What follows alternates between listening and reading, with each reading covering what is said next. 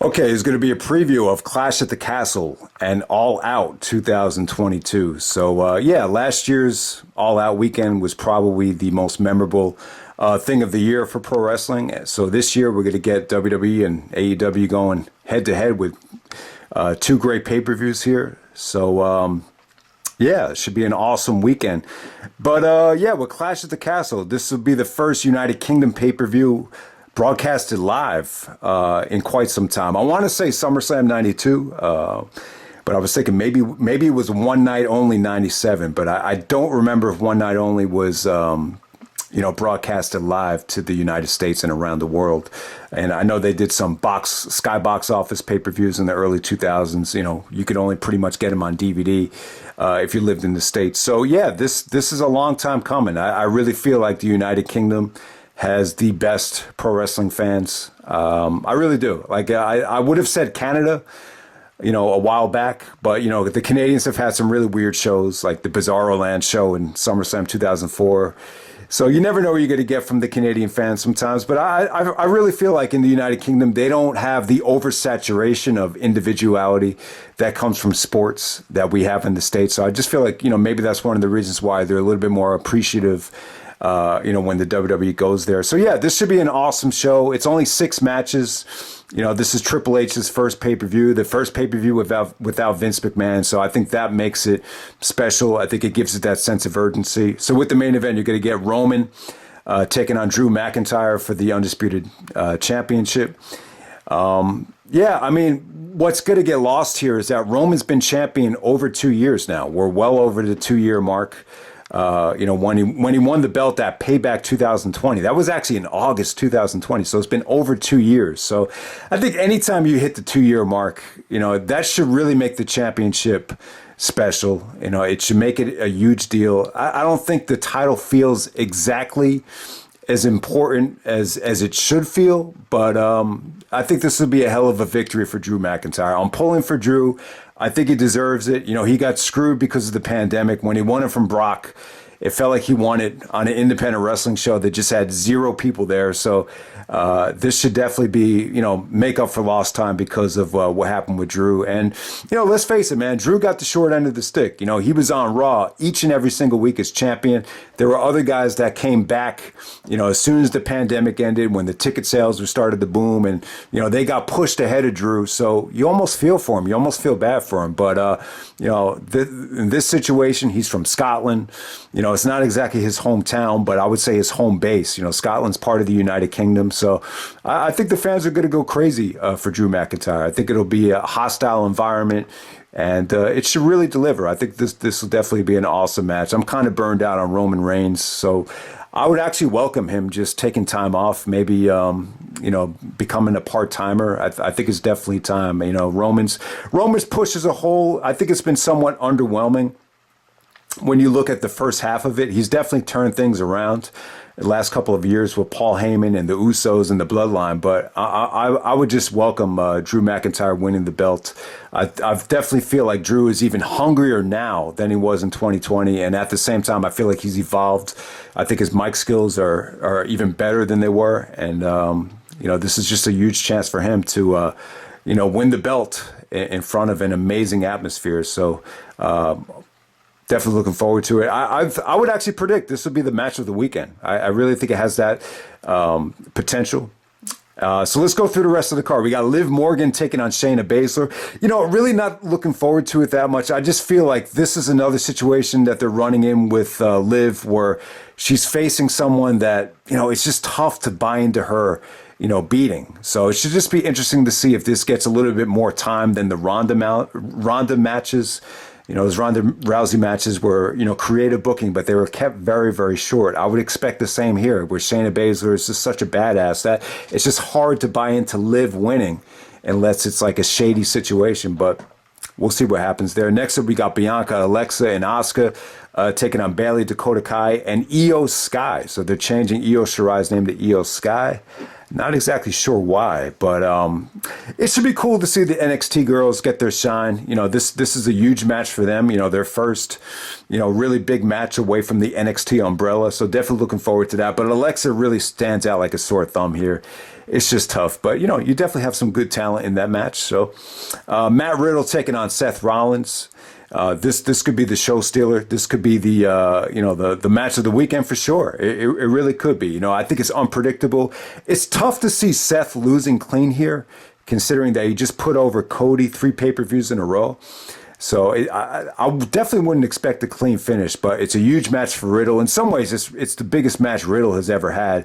I like the fact that he's taking himself a little bit more serious now with Randy Orton being out of the picture. So it should be a hell of a matchup. In my opinion, these are arguably the 2 best wrestlers in the WWE right now. So yeah, I mean, that was a SummerSlam match that, could have main evented that show. So I'm glad we're getting it here in front of an amazing crowd. Okay, next up, we're going to get Gunther taking on Sheamus.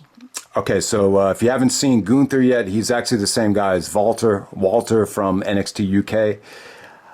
He's really slimmed down a lot. The last time I really talked about him was during WrestleMania weekend for NXT. But yeah, I mean, he's the Intercontinental Champion now. He's been on Smackdown last couple of months, and I feel like since Triple H has been in charge, they're really showcasing him a little bit better now from what I've seen.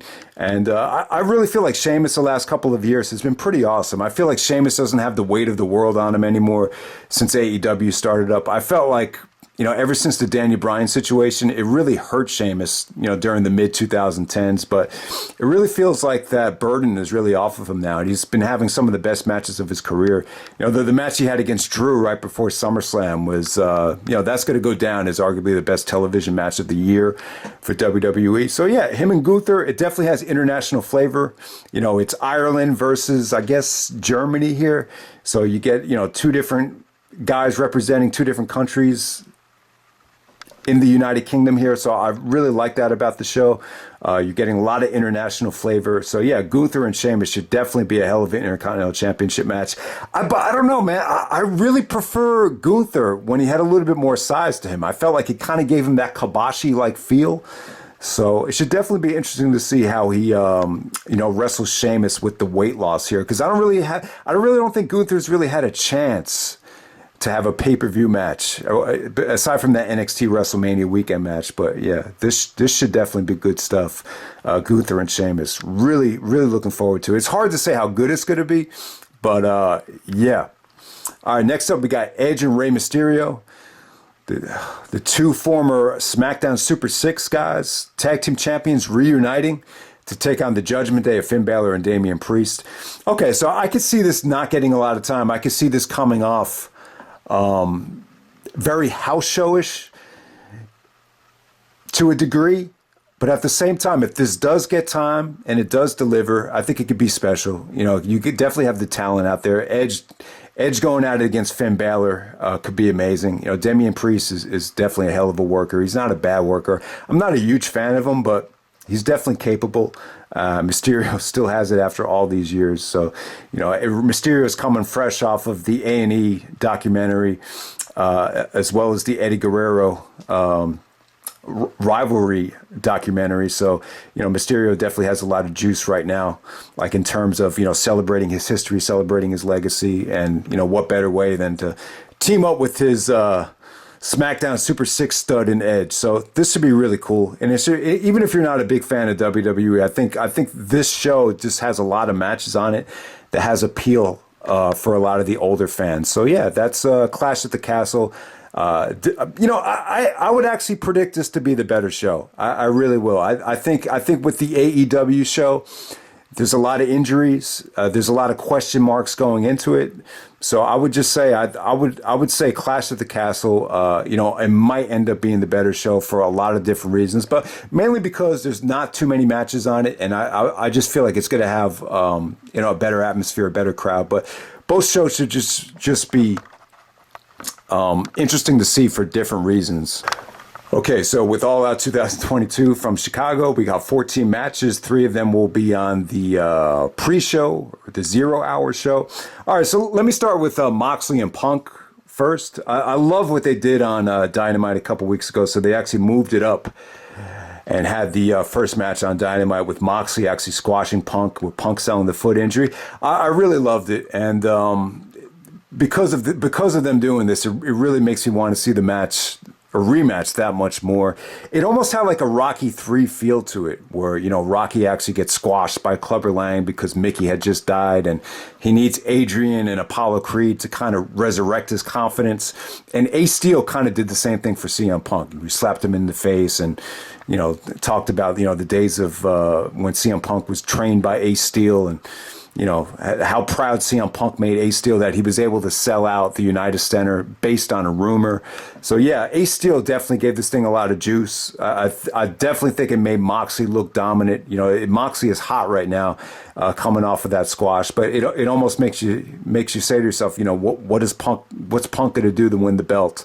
And so, yeah, you know, at first I was like, man, this just isn't Punk's time. Punk just needs to, you know, kind of vacate, you know, the idea of himself, you know, becoming champion at this point and just find another way. But because of how they booked it, you know, I really feel like Punk needs to win this match, you know, especially because you're in Chicago. Now, it'd be kind of tough because Punk, the last time AEW had an official pay-per-view, Punk actually won the belt in the main event of Double or Nothing. So for them to do another title change with Punk winning for the second consecutive AEW pay-per-view, you know, maybe that's kind of a stretch, but, you know, what better way to end this show than Punk winning the belt in Chicago? You know, maybe it's too good to pass up. And, you know, I was thinking maybe you can do, you know, a draw here and then do the rubber match at Grand Slam between Moxley and Punk. But just the way this thing's being booked and, you know, just because of the build-up and everything, I think Punk is probably going to take the title here, you know, clean from Jon Moxley. You know, I really think he will. And then at Grand Slam, I think you'll probably get the rubber match between Punk and MJF. So that's how I kind of see it going. I wouldn't have said that before Dynamite, but Ace Steel really made me a believer. And, yeah, I would definitely be interested to see how Punk performs in this match. We'll see if the foot injury really, you know, hampers him at all. But you know, maybe it won't. Maybe he's fully healed and he goes out there and delivers a classic against Moxley. But the bottom line is, it definitely has that Rocky 3 type of feel to it, where, you know, you see Rocky lose his confidence, and then, you know, he's got to find people. He's got to find that support system to get his spirit back up. And, you know, Punk definitely comes into this thing as the underdog, too. So they definitely did a good job of that. So I really think they used the injury well. I really think they have. And, you know, I think injuries are definitely going to plague this pay-per-view from, you know, reaching, you know, that star rating potential that, you know, you're so accustomed to with AEW pay-per-views. But I think the pay-per-view has a lot of juice to it with the storylines and the perseverance and just, you know, how guys are going to perform here. I definitely think booking-wise, All Out is going to be a challenge. I think when you look at the show, it should be more interesting to see how the show's booked than how it comes out in terms of star ratings, if that makes any sense. So, yeah, let's just go through the card. Bryan Danielson and Jericho. I think this is going to be great. You know, definitely looking forward to this just as much as anything else besides the main event. You know, this is a rematch from NXT. I think the last time they had this match was, you know, last time Danielson and Jericho faced each other was on NXT from 2010. I think Jericho's rookie was actually Wade Barrett, and Danielson's mentor was actually The Miz. So that's the last time you saw these guys wrestle. You know, once again, it's sports entertainment versus pro wrestling. You know, Danny Garcia, I think he might play a huge role in this match. You know, Danielson and Garcia just had the 2 out of 3 falls match, and it almost felt like Garcia and Danielson kind of formed a bond there. So we'll see if Garcia plays a role in this match. But yeah, Jericho, you know, has had a great summer, and you know, Danielson's finally getting back into his rhythm. I would expect this to be great. All right, Toni Storm taking on Britt Baker, Jamie Hayter, and Hikaru Shida. You know, Thunder Rosa, I believe she got hurt. I'm not sure what the injury was, but I really feel a little bit cold on this thing. I really do. I don't really expect a lot from it, but, you know, we'll see what happens. Next up, we have the House of Black taking on Darby Allin, Sting, and Miro. It's cool. it's a cool way to get Sting on the show. This way, Sting gets a little bit of help. He doesn't have the burden in trying to carry a singles match by himself. And, you definitely have a lot of tension from Darby and Malachi Black, even going back to Forbidden Doors. So I definitely like this match. I think that'll be one of the better things of the show. Jade Cargill taking on Athena. Yeah, I would love to see Athena win the belt here, but I definitely don't see it happening in this card. This card has so much depth and is so convoluted. I would actually see if Athena was going to win this thing, I think it would be like on a main event of a Rampage or a Dynamite. I definitely don't see it happening in this situation here with such a convoluted card. All right, next up we have Jungle Boy taking on Christian Cage. Yeah, man, you got to give Christian credit. Someone that's been in the business this long that could get this much heat while he has a lot of people respect Christian, behind the scenes. Some people would argue Christian is one of the best workers of all time in terms of making his opponent look good. And, this is just Christian giving back, man. Maybe he was a big fan of Jungle Boy's father growing up. But it's an amazing story. The Jungle Boy and Christian have been able to, build this up for this long. So we're finally going to get the payoff. Finally, the singles match here. They've been building this up since Double or Nothing 2021. So in some ways, this has like a 15-month build to it. All right, next up, we're going to get Wardlow and FTR taking on Jay Lethal and the Motor City Machine Guns of Chris Sabin and Alex Shelley. Yeah, I don't know how they were able to pull this off, but, Shelley and Sabin have looked great in Impact the last couple of months, and they're teaming up with their former TNA mate in Jay Lethal. So it almost has like a TNA versus AEW type of feel to it. Yeah, it's a great way to get FTR on the show without defending the Ring of Honor tag team belt. So definitely love the booking there. Yeah, this match should definitely be a lot of fun. Sabin and Shelley, age has not really affected them at all. To me, they're as good as they've ever been, at least from a wrestling standpoint. Maybe not from an athleticism standpoint, but from a wrestling standpoint, I think both guys are still stellar.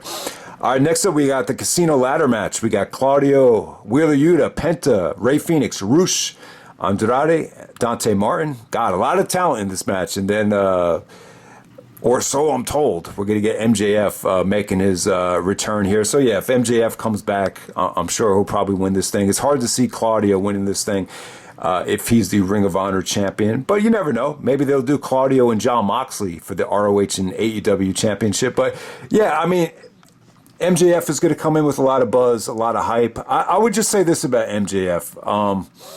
And this might get a little bit of negative backlash because I know MJF has a lot of supporters. But it is true that he's probably outperformed his contract because he's that valuable, he's that good on the mic. But at the same time, some people would argue, you need to honor your contract and, just let it run out. And, you're not going to be more valuable by just sitting out. And I would just like everybody to keep in mind, there's a lot of guys out there that would love to play pro sports or professional wrestling, be on TBS and TNT every day of the week that are really athletic and just have never gotten the opportunity. And, it's hard to feel bad for MJF when, isn't he like some rich kid from Long Island and he was on the Rosie O'Donnell show when he was like a kid? So I don't know. It's tough for me to feel bad for MJF.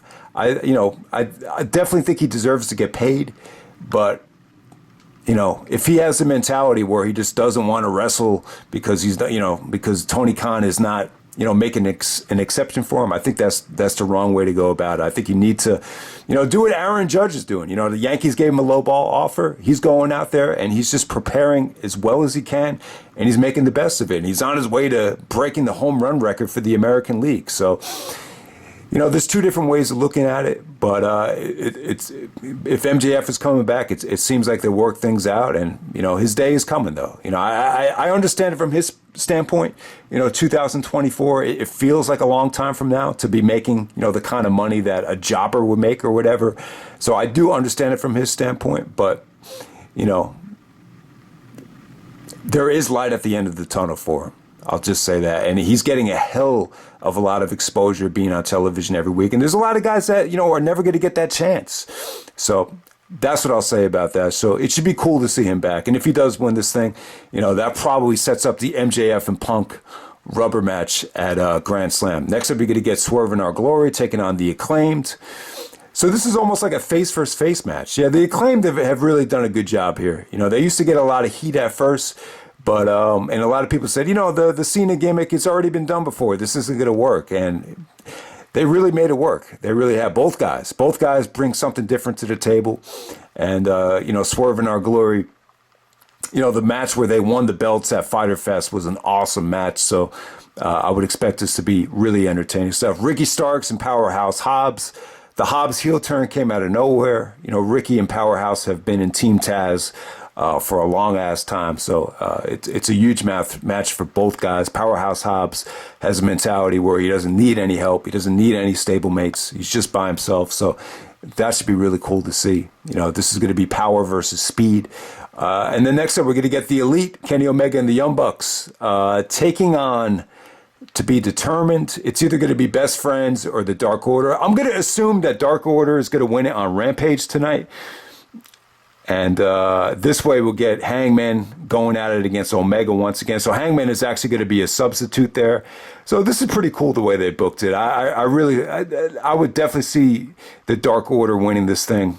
So you could get Omega and Hangman back in the same match again. You know, Omega actually lost the belt to Hangman Adam Page. So it's a cool way to get them back up in it. But Omega looks nasty, man. You know, he looks butchered up. You know, the hernia surgery, the whatever surgery he got on his shoulder, he looks like he's coming into this thing in really bad shape. But hey, you're still glad that he's out there, you know, teaming up with the Young Bucks on pay-per-view once again. You just, you know, I actually thought, you know, if Ospreay and Aussie Open won this thing, it would make sense for them to face the Best Friends, because that way you get the Ospreay rematch against Orange Cassidy. So because Kenny Omega and the Bucks advanced, I think it's a no-brainer. It's probably going to be Hangman Page and the Dark Order in that spot. So that should be pretty awesome as well. Plus, you know, Dark Order's got some underrated workers. John Silver is an underrated stud. He's like a little pit bull. So that's pretty much it, guys. That's All Out.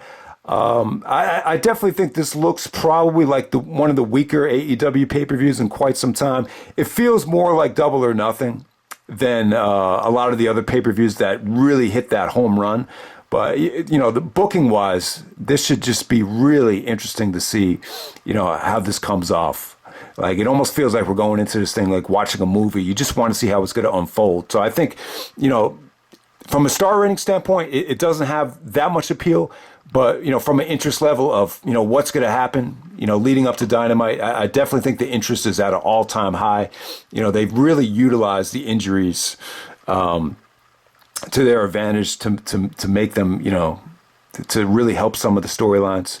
So it should definitely be an amazing weekend. So I hope you guys enjoyed the video, and I'm out. All right.